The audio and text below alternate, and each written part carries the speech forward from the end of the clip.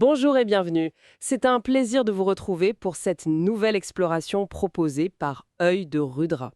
Aujourd'hui, on plonge dans un sujet vraiment passionnant, les chakras.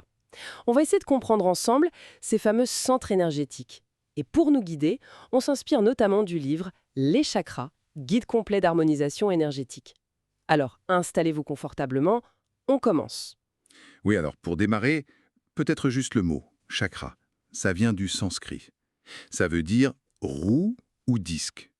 C'est une image assez parlante, je trouve. Une roue. Hmm. Oui, la tradition tantrique, en fait, les décrit comme des sortes de vortex, de tourbillons d'énergie.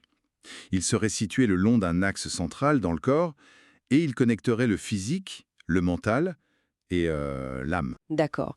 Et leur fonction, c'est quoi exactement? Leur rôle essentiel, c'est de faire circuler l'énergie vitale, ce qu'on appelle le prana. Ah oui, le prana, on en entend souvent parler. Exactement. L'idée de base, c'est que si cette énergie circule bien, librement, eh ben on est en bonne santé, équilibré. Par contre, s'il y a un blocage quelque part, ça peut entraîner un déséquilibre. Et ça, ce n'est pas juste abstrait, hein. Ça peut se manifester physiquement. Comme une tension ou une fatigue, par exemple. Voilà, une tension localisée, une fatigue spécifique. Et ces idées, elles sont vraiment très anciennes. Ah oui, ça date de quand à peu près? On en trouve des traces dans les textes très anciens, comme les Védas, les Upanishads. On parle de 1500 à 500 avant notre ère, donc ça remonte. C'est fascinant, cette ancienneté. Et le système dont on entend le plus parler aujourd'hui, celui des 7 chakras principaux? Oui, c'est vrai. Ce système à 7 est devenu très populaire, surtout en Occident.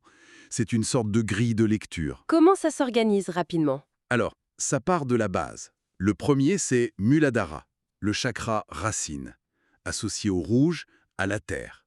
Son rôle, c'est l'ancrage, la sécurité. D'accord, la base. Et ensuite on monte. Oui, on monte. Après, il y a Svadhisthana, le chakra sacré. Couleur orange, élément eau. Lui, il est lié à la créativité, aux émotions. Puis, Manipura, le plexus solaire. Jaune, feu. Là, c'est la confiance en soi, le pouvoir personnel. Le centre, en quelque sorte. Un centre important, oui. Puis vient Anahata, le chakra du cœur. Vert, air. Pour l'amour, la compassion. Mhm. Ensuite, on passe à des aspects plus subtils. Vishuddha, à la gorge. Bleu clair, éther. C'est la communication, l'expression de sa vérité. Très important aussi. Tout à fait. Puis Ajna, le fameux troisième œil. Indigo, lumière. Pour l'intuition, la clarté mentale. Et tout en haut, Sahasrara, le chakra couronne. Violet ou blanc, associé à la pensée pure. C'est la connexion spirituelle, à plus grand que soi. Cette progression est très belle, de la terre vers le ciel en quelque sorte. Et si on sent un déséquilibre, comment on fait pour harmoniser tout ça? Alors il y a plusieurs approches, souvent complémentaires d'ailleurs. La méditation est une voie très courante. Comment ça marche, la méditation sur les chakras? On peut, par exemple, visualiser les couleurs associées à chaque centre, ou simplement porter son attention sur la zone du corps correspondante, sentir ce qui se passe. Le yoga aussi propose des postures spécifiques. Tadasana, la posture de la montagne par exemple, elle est super pour renforcer l'ancrage, donc Muladhara. D'accord, des actions concrètes sur le corps. Oui, et la respiration, le pranayama, c'est un outil très puissant.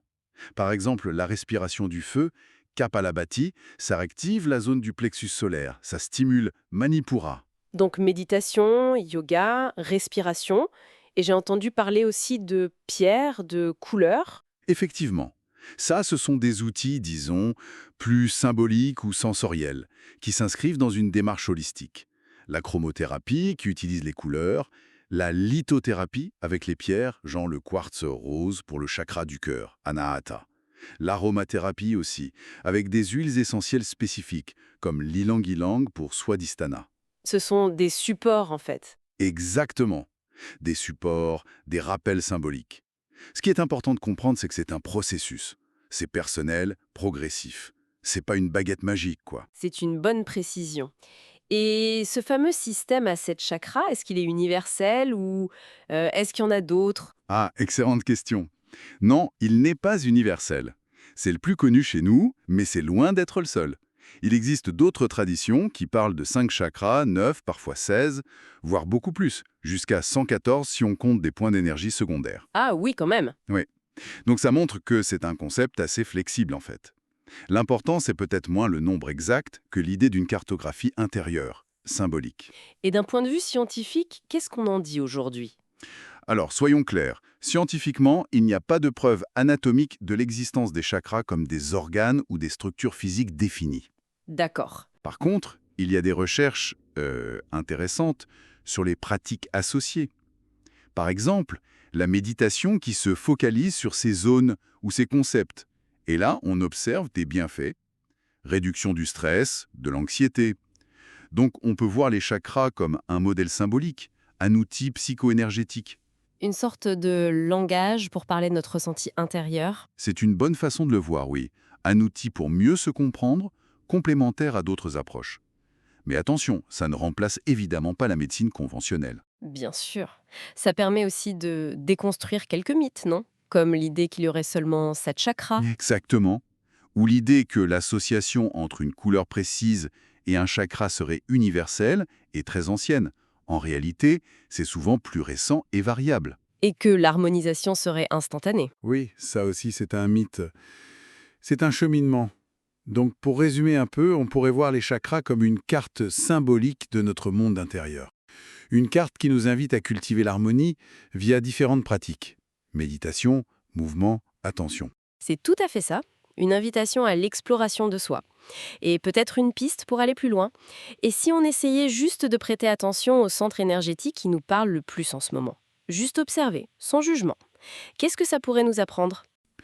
Une belle suggestion pour continuer la réflexion personnelle. Voilà, notre exploration touche à sa fin pour aujourd'hui. Merci beaucoup de nous avoir écoutés. Nous espérons que cette discussion vous a plu et vous a peut-être donné envie d'en savoir plus. On se retrouve très bientôt sur Œil de Rudra pour une nouvelle discussion. D'ici là, prenez bien soin de vous et restez à l'écoute de votre intuition.